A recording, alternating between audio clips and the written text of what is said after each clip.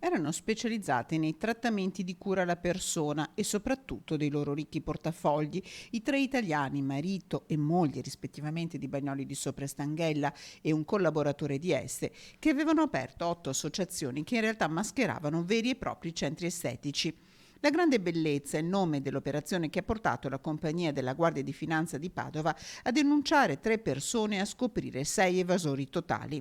Le associazioni bar centri estetici si trovavano nella bassa padovana con Selve, Abano Terme, Monselice Est e Piove di Sacco, ad Olo nel Veneziano, nel Rodigino, una aveva sede a Cortina.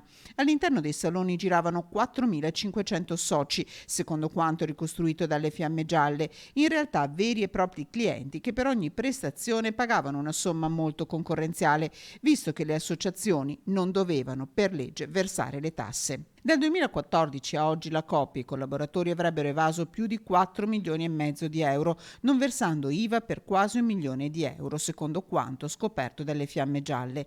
Un'indagine partita da segnalazioni di concorrenti e da puntuali riscontri incrociati dei militari. Pochi i dubbi che gli 8 centri interessati fossero in realtà parte di un'unica rete.